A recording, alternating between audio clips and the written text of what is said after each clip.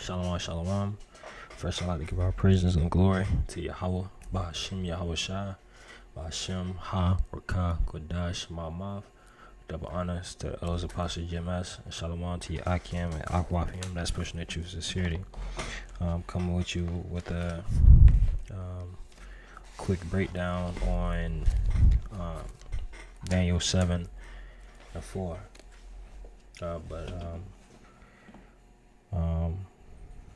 So yeah, this is the book of Daniel, chapter 7, verse 1.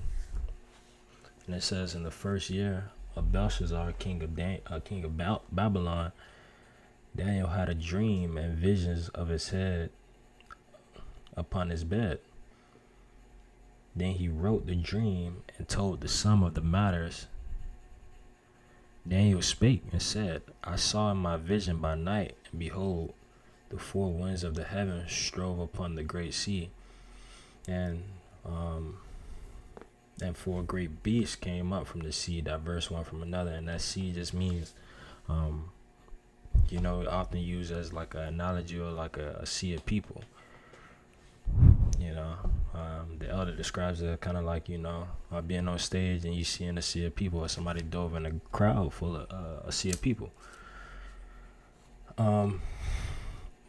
Verse 4, all right, and it said four great beasts, and you go down to verse 15. Let me see.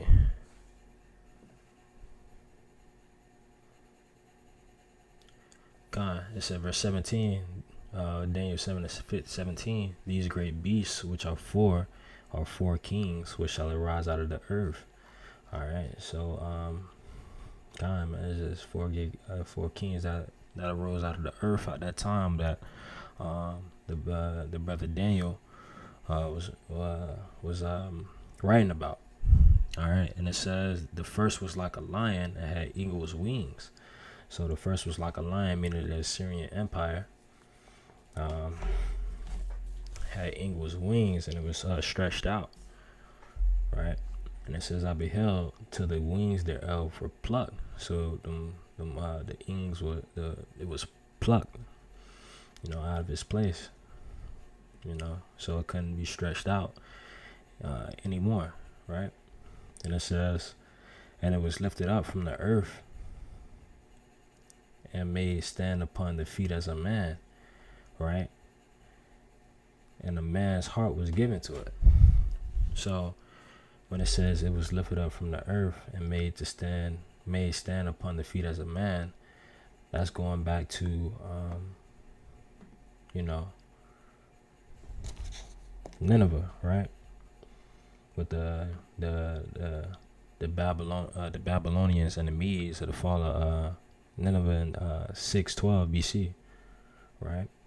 And it says made stand upon his feet as a man, so it was roused up so it could stand upon his feet, 10 toes, on his 2 feet, and a man's heart was given to it, right? So the point that I wanted to get right there is this one, right? So when it says it was made to stand upon his feet, right,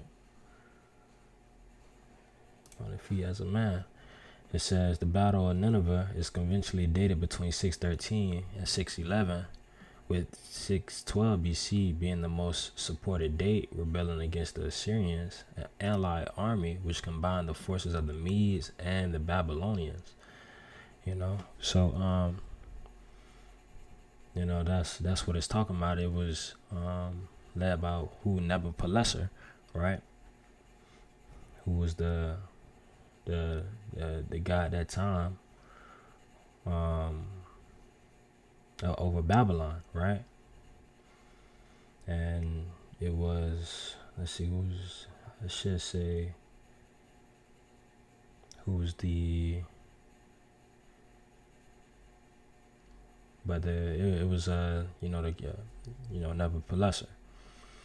All right, and let's just go ahead and read a little bit more. It's a rebellion against the Assyrians, an allied army which combined the forces of Medes and the Babylonians, which you have, standing upon his feet as a man, fighting on 2 fronts, in hand-to-hand combat. and besieged Nineveh and sacked 750 hectares of what was at that time one of the greatest cities in the world. So that big, great city in the world, at that time, that stretched out its wings. And the Bible and the scripture's so accurate, man, because it said it was that great. It was one of the greatest cities in the world. You know, the fall of Nineveh led to destruction of the Neo-Assyrian Empire over the next 3 years as the dominant state of the ancient Near East. Let's see. That's about it on this one, right? So yeah, Nebuchadnezzar, alongside with the king of the Medes at that time, they both teamed up against Nineveh, and they forced Nineveh to fight on two fronts, being that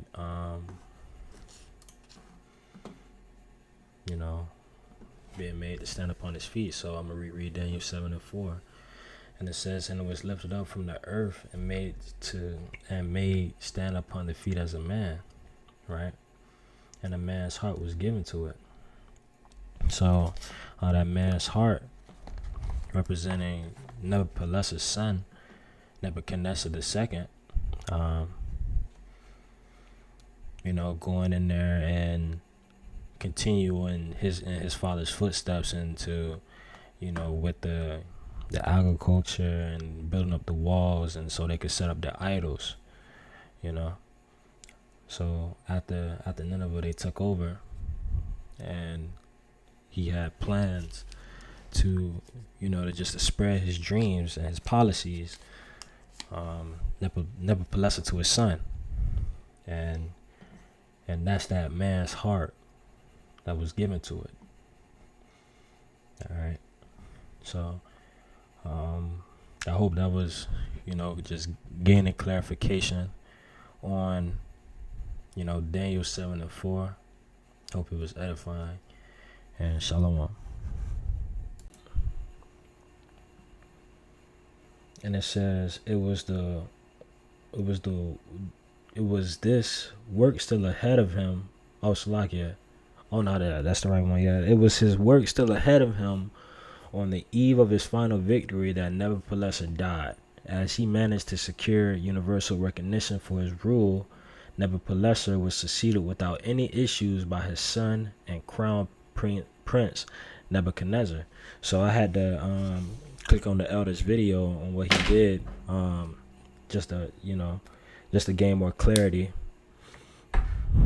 on the man's heart, and as well as to kind of see if I could sift through and find the part of the article where it said it, because it seemed like they changed it and put it further down. But it says, it said after his work was still ahead of him, so he still had a loads of work, just work ahead of him. But he died, right? And he said his son Nebuchadnezzar II was crown prince, right? Nebuchadnezzar, who would finish the building projects left at that time. Nebuchadnezzar's death, and in time surpassed his father. At the time Nebuchadnezzar's death, Nebuchadnezzar was still away on campaign.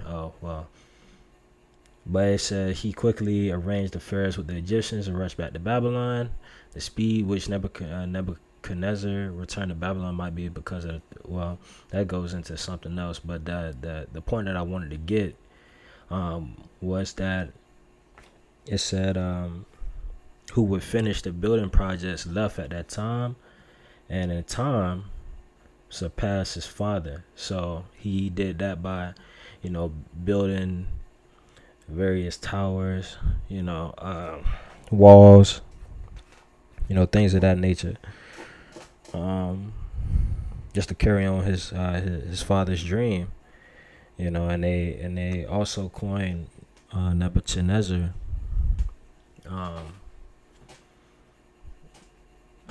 as a actually, let me see if I can get this up here. This Nebuchadnezzar. Let me see if I can get Nebuchadnezzar.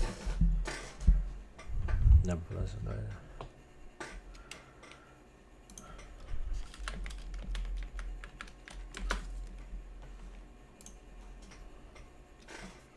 Kind of says, it should be down here somewhere. It said Nebuchadnezzar's inscriptions deal with his building projects rather than military accomplishments. He was for a time seen by historians mostly as a builder rather than a warrior. So he did a lot of things for, agriculture and kind of,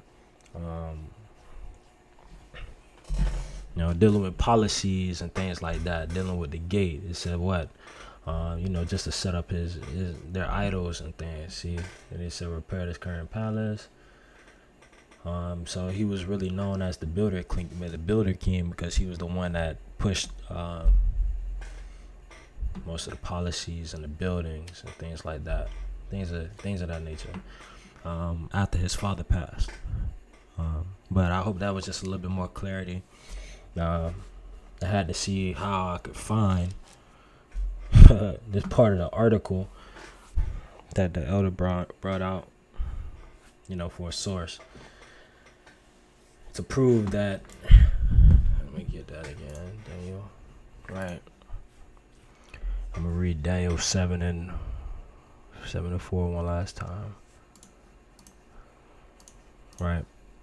This is the book of Daniel 7 and 4. The first was like a lion's. Alright, so right. The first was like a lion, the Assyrian Empire, right? And had eagle's wings. So it was stretched out, man. It was real stretched. It was vast.